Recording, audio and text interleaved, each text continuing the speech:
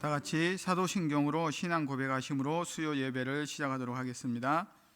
전능하사 천지를 만드신 하나님 아버지를 내가 믿사오며 그 외아들 우리 주 예수 그리스도를 믿사오니 이는 성령으로 잉태하사 동정녀 마리아에게 나시고 본디오 빌라도에게 고난을 받으사 십자가에 못 박혀 죽으시고 장사한 지 사흘 만에 죽은 자 가운데서 다시 살아나시며 하늘에 오르사 전능하신 하나님 우편에 앉아 계시다가 저리로서 산 자와 죽은 자를 심판하러 오시리라. 성령을 믿사오며 거룩한 공회와 성도가 서로 교통하는 것과 죄를 사하여 주시는 것과 몸이 다시 사는 것과 영원히 사는 것을 믿사옵나이다. 아멘. 오늘 우리에게 주시는 하나님의 말씀은 요한복음 21장의 말씀입니다. 신약성경 요한복음 21장 1절에서 4절의 말씀을 제가 봉독하도록 하겠습니다. 그 후에 예수께서 디베랴 호수에서 또 제자들에게 자기를 나타내셨으니 나타내신 일은 이러하니라. 시몬 베드로와 디두모라 하는 도마와 갈릴리 가나 사람 나다나엘과 세베대의 아들들과 또 다른 제자 둘이 함께 있더니 시몬 베드로가 나는 물고기 잡으러 가노라 하니 그들이 우리도 함께 가겠다 하고 나가서 배에 올랐으나 그날 밤에 아무것도 잡지 못하였더니 날이 새어갈 때에 예수께서 바닷가에 서셨으나 제자들이 예수이신 줄 알지 못하는지라. 아멘. 이 시간 다 같이 기도하겠습니다. 사랑과 은혜가 풍성하신 하나님 아버지 감사합니다. 코로나19 바이러스로 인하여서 힘들고 지쳐가는 이 대한민국의 국민들과 성도들을 기억하여 주시옵소서. 하나님, 의료의 일선에서 최전방에서 고생하는 의료진들과 환우들을 기억하시고 하루속히 치료약이 개발되게 하여 주시옵소서. 그리하여 속히 바이러스가 치료되는 은혜를 허락하여 주시옵소서. 하나님, 이러한 위중한 시기에 한국 교회와 성도들이 더욱 믿음 안에서 바로 서게 하여 주시옵소서. 이러한 일들을 통하여 하나님의 크신 뜻이 어디에 있는지 깨닫고 더욱더 말씀을 붙들고 살아가는 우리 모두가 되게 하여 주시옵소서. 하나님 아버지, 이렇게 예배에 참여하는 모든 성도들을 기억하여 주시고 우리가 드리는 예배 가운데 하나님의 크신 은혜가 차고 넘치게 하여 주시옵소서. 그리고 하나님 아버지, 하루속히 온 성도들이 함께 모여 예배하는 시간이 속히 돌아올 수 있게 하여 주시옵소서. 그리고 그 시간까지 우리가 믿음을 잃지 아니하고 더욱 하나님을 의지하는 동산의 모든 성도들이 되게 하여 주시옵소서. 이 시간 하나님의 말씀을 듣고자 합니다. 하나님이 함께 하시고 풍성한 은혜를 내려주시기를 간절히 원하오며 우리 주 예수 그리스도의 이름으로 기도드립니다. 아멘. 오늘 또 선포되는 이 말씀이 나에게 주시는 하나님의 말씀이라고 믿음으로 믿고 받아들이시는 성도님들에게 하나님의 놀라운 은혜와 축복이 함께 하실 줄을 믿습니다. 오늘 본문의 말씀은 예수님께서 부활하신 후에 제자들에게 세 번째로 나타난 사건을 기록하고 있습니다. 요한복음과 누가복음은 예수님께서 부활하신 후에 예루살렘에서 제자들에게 2번 나타나셨다고 말씀합니다. 그 첫 번째는 도마를 제외한 제자들이 함께 모여 있을 때에 예수님께서 제자들에게 나타나셨습니다. 그리고 두 번째 나타나셨을 때는 도마를 포함한 제자들이 함께 모였을 때에 예수님께서 그들에게 나타나셨습니다. 이렇게 처음 2번의 예수님의 나타나심은 모두가 예루살렘이라는 장소에서 이루어졌습니다. 그런데 예수님의 나타나심의 장소가 예루살렘에서 이제는 디베랴 호수로 바뀌었다고 오늘 본문은 말씀합니다. 오늘 본문 1절의 말씀입니다. 그 후에 예수께서 디베랴 호수에서 또 제자들에게 자기를 나타내셨으니 나타내신 일은 이러하니라 라고 말씀합니다. 그러면 왜 예수님이 나타나신 장소가 예루살렘에서 디베랴 호수로 바뀌게 되었을까요? 먼저 오늘 본문에 등장하는 디베랴 호수는 어디일까요? 이 디베랴 호수는 우리가 잘 알고 있는 갈릴리 호수를 말하는 곳입니다. 제자들과 주님의 만남의 장소가 예루살렘에서 디베랴 호수로 바뀌게 된 것은 예수님께서 부활하시기 전에 제자들에게 갈릴리에서 만나기로 약속을 주셨기 때문입니다. 마태복음 28장 10절의 말씀입니다. 이에 예수께서 이르시되 무서워하지 말라. 가서 내 형제들에게 갈릴리로 가라 하라. 거기서 나를 보리라 하시니라. 예수님께서는 부활하시기 전에 제자들에게 갈릴리에서 다시 만날 것을 약속하셨습니다. 그리고 예수님의 십자가의 죽으심으로 당황하고 슬퍼하고 있는 제자들에게 예수님은 갈릴리로 가라는 메시지를 전달하고 그곳에서 만나시기를 원하고 계시는 것입니다. 따라서 예수님의 제자들이 예루살렘에서 갈릴리 호수로 돌아가게 된 것은 이 예수님의 약속의 말씀을 따라서 이동한 것을 말하는 것입니다.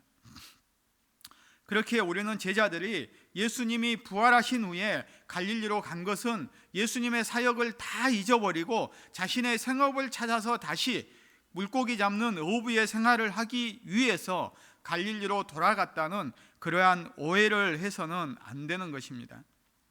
그러면 오늘 본문의 무대가 되고 있는 갈릴리는 어떠한 곳입니까?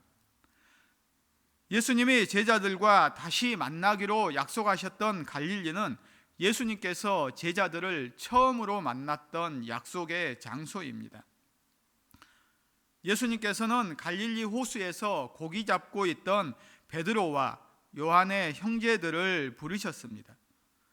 제자들이 예수님을 처음 만나고 예수님의 제자 되기로 결심하였던 장소가 바로 이 갈릴리 호수였습니다. 그리고 이곳 갈릴리는 제자들의 고향이며 그들의 삶의 터전이 되었던 곳입니다. 제자들은 주님을 만나기 전까지는 갈릴리 호수에서 고기를 잡는 일을 통하여 그들의 생계를 유지하였습니다. 마태와 일부 제자를 제외한 대부분의 예수님의 제자들은 고기 잡는 일을 하였고 그들의 주 무대는 갈릴리 호수였습니다. 이러한 곳에서 주님은 제자들을 부활 후에 다시 만나기로 하셨습니다. 그런데 우리는 오늘 본문 1절에서 중요한 사실 한 가지를 발견하게 됩니다. 본문의 내용을 보면 또 제자들에게 자기를 나타내셨으니라고 말씀합니다. 우리 기독교가 다른 세상 종교와 다른 이유는 아무리 우리가 노력해도 우리의 힘으로는 우리의 능력으로는 결코 주님을 만날 수 없다는 사실입니다. 세상의 다른 많은 종교들은 우리의 선행과 공로와 우리의 여러 가지 노력으로 우리가 구원을 이루거나 우리가 열심으로 신을 찾고자 하면 그 신을 만날 수 있다라고 이야기를 합니다. 그러나 기독교는 우리가 아무리 노력해도 우리의 능력으로 하나님을 만날 수 있는 종교가 아니라 하나님께서 우리를 찾아오셔야 우리가 하나님을 만날 수 있다라고 이야기를 합니다. 때로는 낭망하고 좌절하고 슬픔 가운데 빠져 있을 때에 주님께서는 우리를 찾아오십니다. 그리고 그 주님은 우리를 떠나지 않으시고 우리와 늘 함께 하시겠다고 임마누엘의 약속을 주셨습니다. 주님은 우리를 말씀을 통하여 만나 주시겠다고 약속하셨고 우리가 기도하는 가운데 우리를 만나 주시겠다고 약속을 하셨습니다. 그리고 우리가 예배하는 그 가운데에 주님은 우리와 함께 하시고 만나 주시겠다는 약속을 주셨습니다. 비록 우리가 코로나19 바이러스로 인하여서 지금은 함께 모여 예배하지 못하지만 우리가 이렇게 영상으로 함께 예배하는 이 순간에도 주님은 우리를 만나 주시겠다고 약속하십니다. 우리를 깨닫게 하시고 우리에게 풍성한 은혜를 부어 주실 줄로 우리는 믿습니다. 오늘 함께 예배드리는 모든 성도님들에게 이러한 주님의 축복이 함께 하시기를 소원합니다. 이제 오늘 본문 2절의 말씀을 보겠습니다. 시몬 베드로와 디두모라 하는 도마와 갈릴리 가나 사람 나다나엘과 세베대의 아들들과 또 다른 제자 둘이 함께 있더니, 예루살렘에서 2번 부활하신 예수님을 만났던 제자들은 갈릴리로 함께 이동을 하였습니다. 그런데 총 7명의 제자들이 함께 하였다고 말씀합니다. 시몬 베드로를 필두로 하여서 도마와 나다나엘과 세베대의 2 아들들인 요한과 야고보, 그리고 이름을 알 수 없는 2 제자가 함께 하였다고 이야기를 합니다. 이렇게 7명의 제자들이 예수님을 만나기 위해서 갈릴리에 함께 모였다면, 우리가 생각할 때에 이들은 그곳에서 무엇을 하며 지내야 합니까? 우리가 앞에서도 살펴보았듯이 제자들이 갈릴리로 간 이유는 그들의 예수님이 돌아가시고 나서 그들의 삶의 희망이 사라졌기 때문에 이제 우리는 다시 생업으로 돌아가서 물고기 잡는 일에 종사하자라는 의미로 돌아간 것이 아니라는 사실을 우리는 발견하였습니다. 즉, 제자들이 갈릴리로 간 것은 물고기 잡고 다시 그들의 생활을 유지하기 위해서가 아니라 주님과의 약속을 기억하였거나 아니면 부활하신 주님께서 다시 갈릴리에서 만날 것을 깨닫게 하셨기 때문에 그 명령에 따라서 그들은 주님과의 약속을 기억하고 갈릴리로 왔던 것입니다. 즉, 갈릴리로 온 것은 주님과의 만남을 위해서 이들은 갈릴리 호수에 모였다는 사실입니다. 그런데 이들이 갈릴리 호수에 모여서 무슨 행동을 하고 있습니까? 오늘 본문 21장 3절은 이렇게 말씀합니다. 시몬 베드로가 나는 물고기 잡으러 가노라 하니 그들이 우리도 함께 가겠다 하고 나가서 배에 올랐으나 그날 밤에 아무것도 잡지 못하였더니라고 말씀합니다. 제자들이 갈릴리 호수에 함께 모여서 한 일은 바로 물고기 잡는 일이었습니다. 갈릴리 호수에서 물고기 잡는 일에 가장 전문가가 누구냐고 묻는다면 아마 베드로와 요한의 형제들일 것입니다. 이들은 예수님을 만나기 전까지 고기 잡는 일로 생계를 유지하였던 사람들입니다. 그러다 약 3년의 기간 동안 주님을 따라 다니면서 물고기 잡는 일을 잠시 접어두었습니다. 그렇다고 하여서 3년 동안 쉬었다고 하여서 이들이 물고기 잡는 일을 제대로 하지 못할 것이라고 생각하는 사람은 아무도 없을 것입니다. 이들은 여전히 물고기 잡는 일에 능숙했고 갈릴리 호수 어디에 가면 물고기들이 많이 있고 어느 때에 가야 물고기를 많이 잡을 수 있다는 사실에 대해서 생생하게 기억하고 있는 사람들입니다. 그런데 이들이 그날 밤에 아무것도 잡지 못하였다고 이야기를 합니다. 날이 새도록 고기 잡는 일에 집중하였지만 어찌된 일인지 고기를 한 마리도 잡지 못하였다고 말씀합니다. 제자들이 이처럼 그날 밤에 고기를 한 마리도 잡지 못한 사건은 매우 기적적인 사건입니다. 우리는 요한복음 21장에서 예수님의 지시에 따라 제자들이 그물을 내렸을 때에 153마리의 고기를 잡는 사건을 기적적인 사건이라고 생각을 합니다. 그러나 이 사건과 더불어서 제자들이 그날 밤에 아무것도 잡지 못한 사건도 기적적인 사건에 해당한다는 사실을 우리는 기억해야 합니다. 왜 그렇습니까? 제자들이 고기를 하나도 잡지 못한 것은 주님께서 그렇게 하셨기 때문입니다. 주님은 제자들에게 깨달음을 주시기 위해서 그날 밤에 제자들이 밤새도록 수고하였지만 단 한 마리의 고기도 잡지 못하도록 기적을 행하신 것입니다.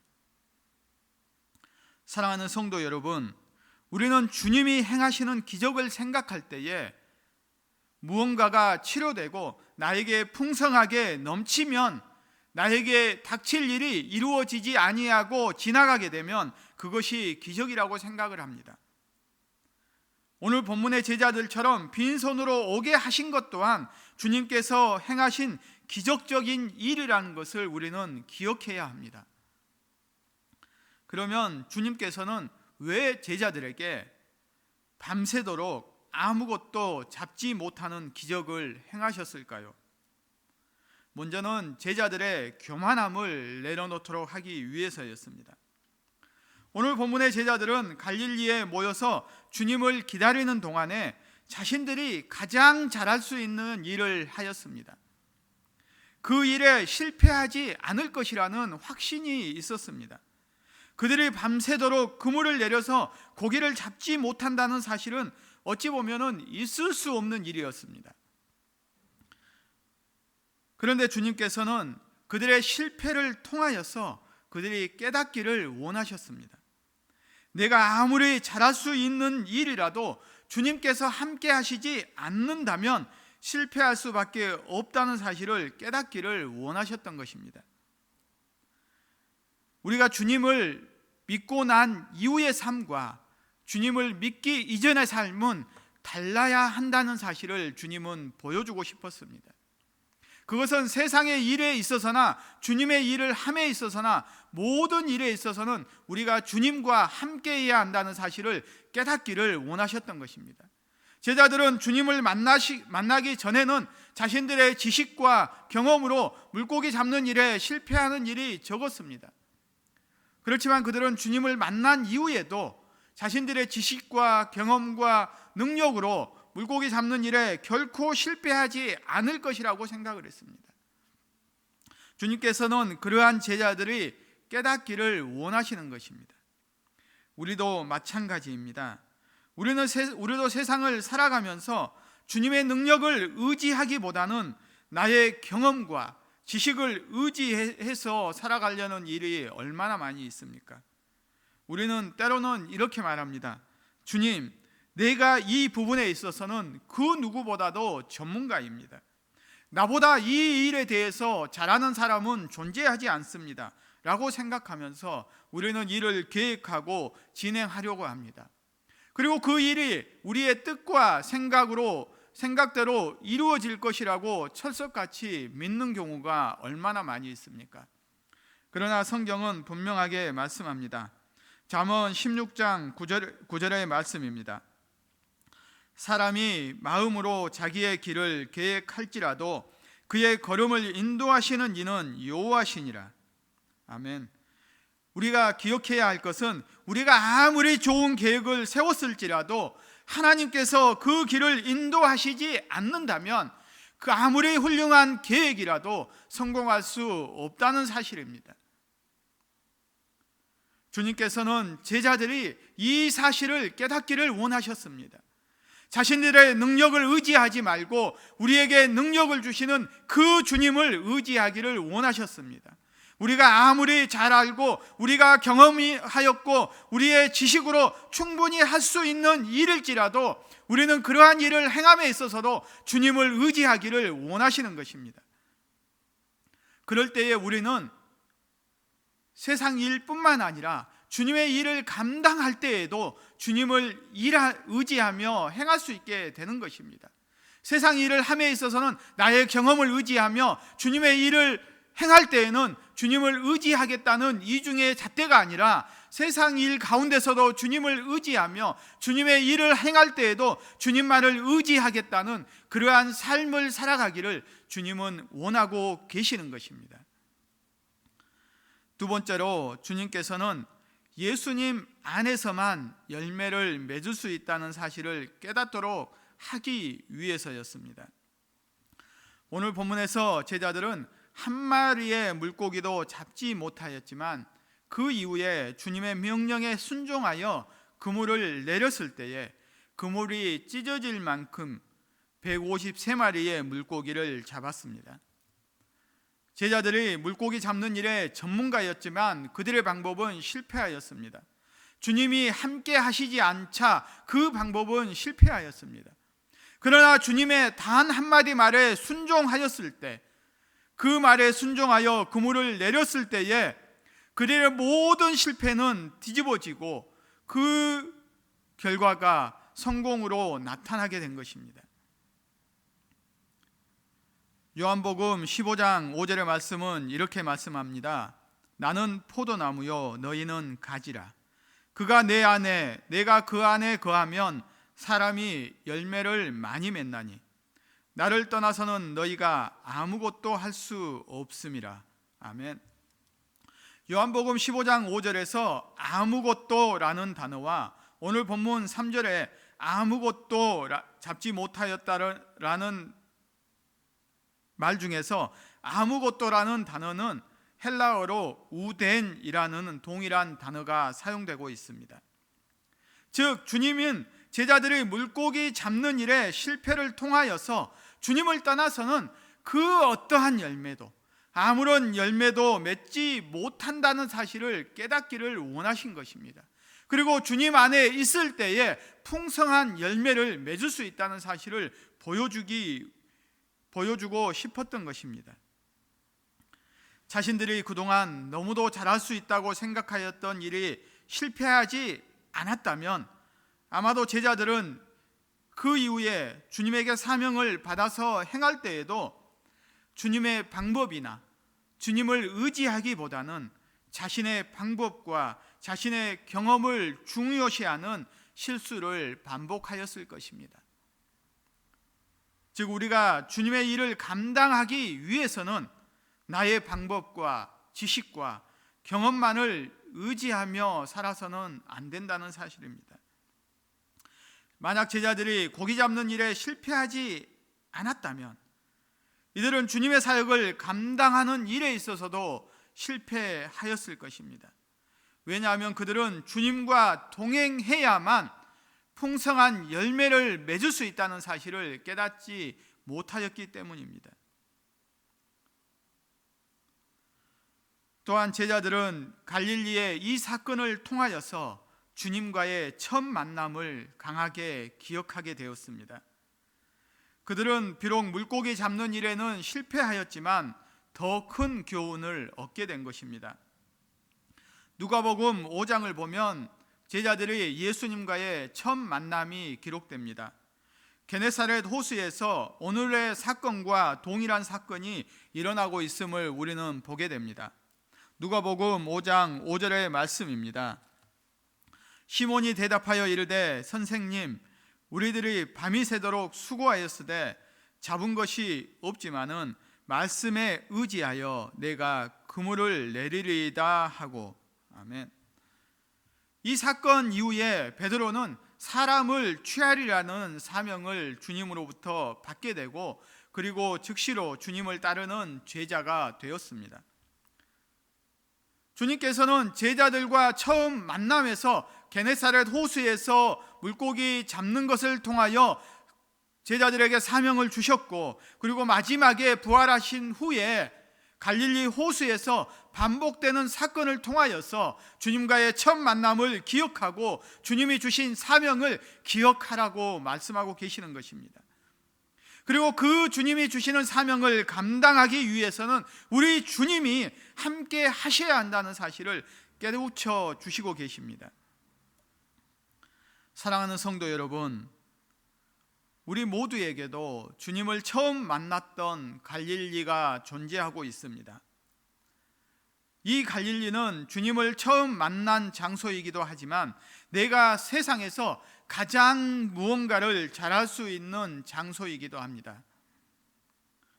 제자들에게 갈릴리가 주님을 만난 장소이면서 그들이 가장 잘할 수 있는 물고기 잡는 장소였던 것처럼,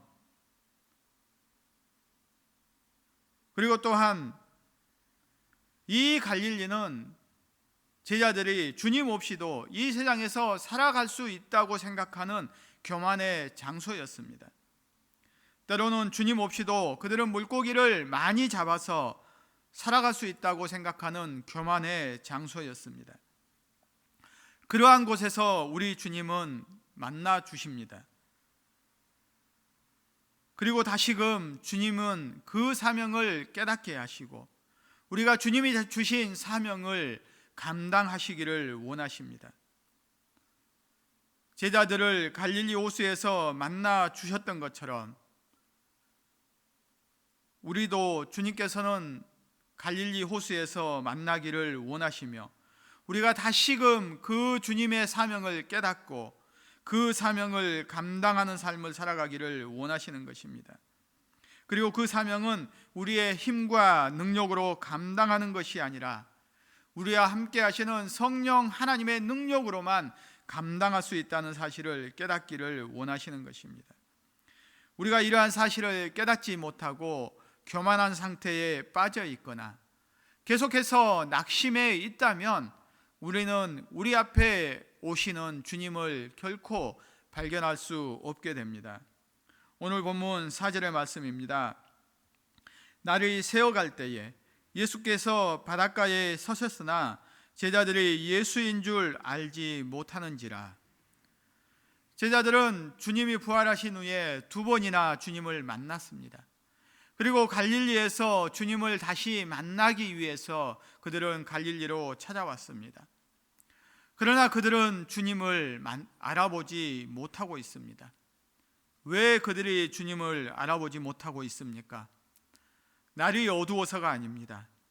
그들이 물고기 잡는 일에 실패하여 그 일에 낙심하고 있었기 때문에 그 낙심한 마음에 그들은 자신 앞에 찾아오신 그 주님을 알아보지 못한 것입니다. 자신들의 처한 상황에 깊이 빠져 있었기에 정작 자신들이 주님을 만나기 위해 갈릴리에 왔다는 사실을 망각해버리고 자신들 앞에 다가온 그 시련에 주저앉아 주님을 바라보지 못하고 있는 것입니다. 우리도 마찬가지입니다. 우리 모두는 주님을 만났고 주님의 십자가의 사랑으로 구원받은 하나님의 백성이 되었습니다.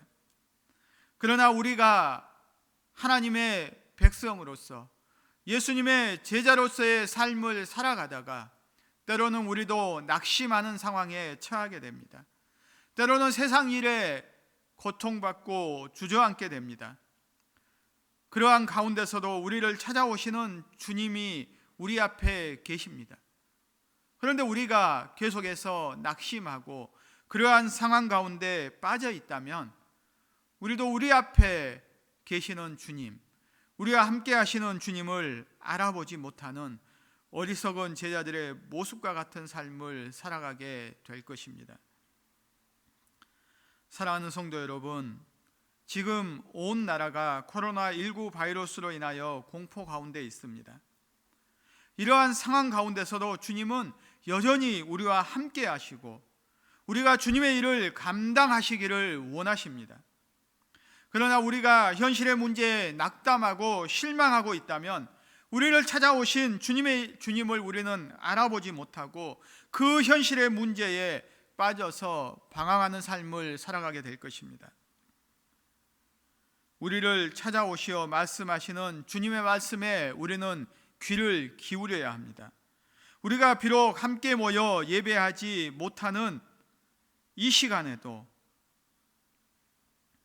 우리는 제자들처럼 고기 잡는 일에 집중할 것이 아니라 하나님의 말씀을 붙들고 기도하는 생활을 게을리하지 말아야 합니다.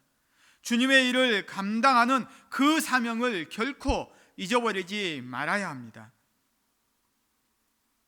또한 비록 세상 일에 실패하고 좌절하는 상황에 처한 성도님들이 계신다면 그 상황 가운데서도 결코 우리를 외면하거나 버리지 아니하시고 우리와 함께 하시기 위해서 우리를 친히 찾아오시는 그 주님의 손을 붙드시기를 바랍니다. 우리에게 말씀하시는 주님의 말씀을 기울이시고 그 주님의 말씀에 순종하심으로 풍성한 열매를 맺는 삶을 살아가시는 동산의 모든 성도님들이 다 되시기를 소원합니다. 이 시간에는 오늘 말씀을 생각하시면서 우리가 교만하지 아니하고 주님 안에서 주님이 주시는 사명을 끝까지 감당하는 성도의 온전한 삶을 살아가게 해달라고 이 시간 말씀을 생각하시면서 다 같이 기도하는 시간을 갖도록 하겠습니다. 다 같이 기도하겠습니다. 사랑의 하나님 아버지, 우리가 이 세상을 살아가면서 주님을 의지하며 살아가기를 소망합니다. 이 세상 가운데서 어떠한 일을 하든지 주님께 묻고 주님의 말씀을 따라 순종하는 삶을 살아가게 하여 주시옵소서. 성도로서 정직하고 바른 삶을 살아가는 우리가 되게 하여 주시옵소서. 그리하여 끝까지 주님의 사명을 감당하는 우리 모두가 되게 하여 주시옵소서. 우리가 주님을 처음 만났던 갈릴리를 기억하게 하여 주시옵소서. 그리하여 우리의 교만함을 내려놓게 하여 주시옵소서. 우리가 세상 가운데에서도 주님을 의지하며 살아가게 하여 주시옵소서. 이 일은 나의 능력으로 감당할 수 있다는 교만을 내려놓게 하시고 우리가 주님 안에서만 풍성한 열매를 맺을 수 있다는 사실을 깨닫게 하여 주시옵소서. 제자들처럼 우리 앞에 다가온 주님을 알아보지 못하는 어리석은 제자들처럼 우리 성도들이 되지 않게 하여 주시옵소서. 늘 말씀을 가까이 함으로 늘 기도 생활을 통하여서 주님을 의지함으로 끝까지 주님의 사명을 감당하는 우리 모두가 되게 하여 주시옵소서. 우리가 계속해서 기도하실 때에 우리가 다 같이 함께 기도 제목을 가지고 기도하는 시간을 갖고자 합니다.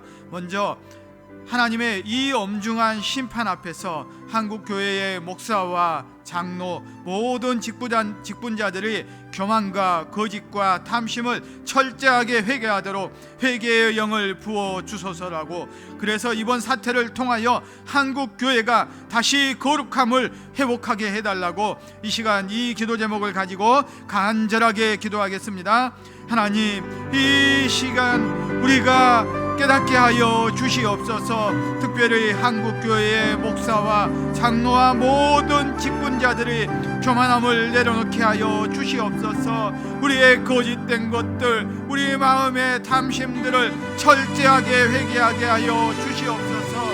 회개의 영을 부어 주시옵소서. 그리하여 이번 사태를 통하여서 한국교회가 다시 거룩하게 회복되는 은혜의 시간이 될 수 있도록 온 성도들이 무릎 꿇고 기도하는 은혜의 시간이 될 수 있도록 주님 함께하여 주시옵소서. 하나님, 우리 모든 한국교회와 모든 성도들이 회개하며 부르짖고 나아가게 하여 주시옵소서. 다시 한번 하나님 앞에 쓰임받는 한국교회가 될 수 있도록 하나님이여 우리를 불쌍히 여겨 주시옵소서. 우리 가운데 하나님이여 함께하여 주시고 깨닫게 하시고 회개의 영을 부어 주시어서 우리로 다시 한번 거룩한 하나님의 자녀로서 주님의 사명을 감당하는 한국교회가 될 수 있도록 주님이여 함께하여 주시옵소서.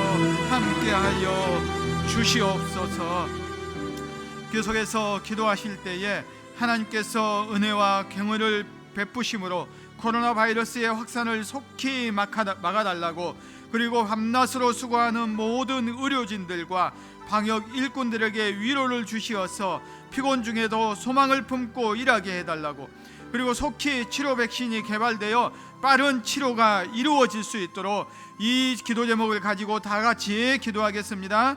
하나님, 은혜와 긍휼을 베풀어 주시옵소서. 그리하여 이 바이러스가 이제는 더 이상 확산되지 않도록 하나님 은혜를 내려 주시옵소서.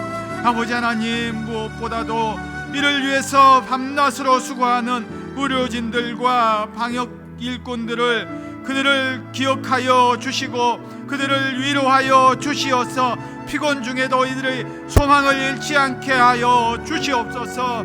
그리고 속히 치료약이 개발되어서 아버지 하나님, 이 모든 것들이 치료될 수 있도록 하나님 은혜를 내려 주시옵소서. 이러한 일들을 통하여서 우리가 하나 되게 하여 주시옵소서. 우리가 분열되거나 서로를 비방하는 일이 없게 하여 주시옵시고, 이 나라와 이 교회가 대구와 경북을 위로하게 하시고 온 나라와 온 성도들이 서로 위로하며 하나 될 수 있는 귀한 은혜의 시간이 될 수 있도록 주님이여 함께하여 주시옵소서. 함께하여 주시옵소서. 우리가 계속해서 기도하실 때에 이번에 신천지의 실체가 완전히 드러나서 신천지가 무너지게 해달라고, 그리고 무너진 경제가 다시 회복되도록 하나님이 은혜를 내려달라고, 그리고 동산교회의 모든 성도들에게 하나님의 놀라운 은혜와 건강을 허락해달라고 간절하게 기도하도록 하겠습니다. 하나님 아버지, 하나님의 은혜로 신천지의 실체가 이번 사태를 통하여서 완전히 드러나게 하시고 완전히 뿌리 뽑혀 무너지게 하여 주시옵소서. 그 어떠한 이단 세력도 이번 일을 통하여서 발본색원하여서 이 땅 가운데 발붙이지 못하도록 하나님이여 은혜를 내려 주시옵소서. 하나님, 이러한 바이러스로 인하여서 한국의 경제가 무너져 가고 있습니다. 하나님 아버지, 다시 힘을 낼 수 있도록 은혜를 내려 주시옵소서. 우리 소상공인들이 다시 회복될 수 있도록 하나님이여, 그리하여 다시 경제가 회복될 수 있도록 하나님이여 은혜를 내려 주시옵소서. 우리 동산교회 성도들을 기억하여 주시옵소서. 그들이 어느 곳에 있든지 하나님이여 붙드시고 그들의 삶 가운데 하나님이여 함께 하시고 그들에게 건강도 허락하여 주시옵소서. 주님의 일을 끝까지 감당하며 나아갈 수 있도록 주님이여 은혜와 건강을 허락하여 주시옵소서. 주님 붙드시고 역사하여 주시옵소서. 주님 함께하여 주시옵소서.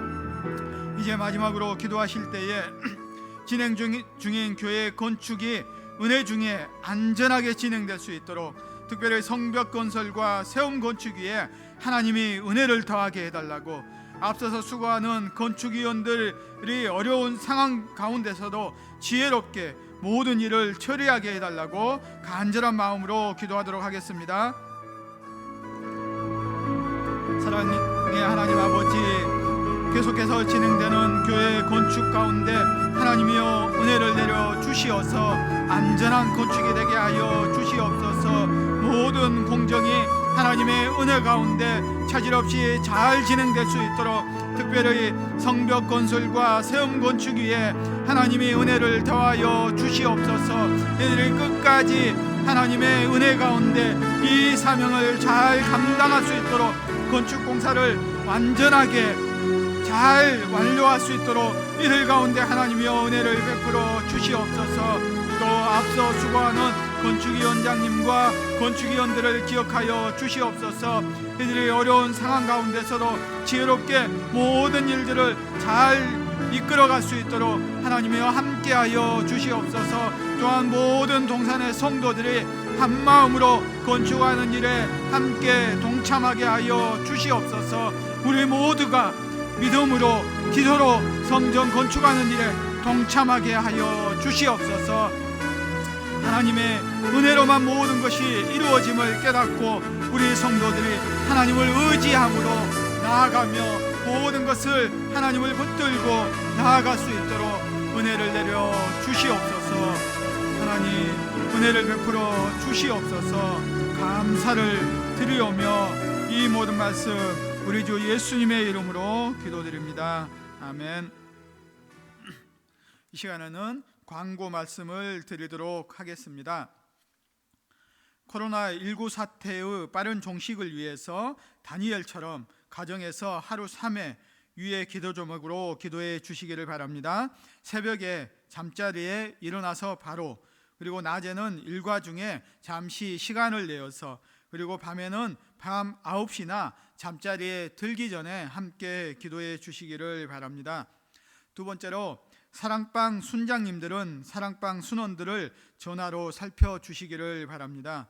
세 번째는 사업하는 분들과 직장 생활하시는 성도들을 위해 특별히 많은 기도를 부탁드립니다. 그리고 마지막으로 교회 건축을 위해서도 계속해서 기도해 주시기를 바랍니다. 이제 마지막으로 주님이 가르쳐 주신 기도로 수요 예배를 마치겠습니다. 하늘에 계신 우리 아버지여, 이름이 거룩히 여김을 받으시오며 나라가 임하시오며 뜻이 하늘에서 이루어진 것 같이 땅에서도 이루어지이다.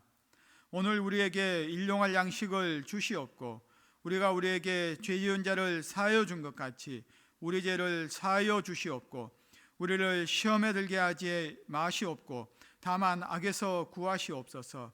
나라와 권세와 영광이 아버지께 영원히 있사옵나이다. 아멘.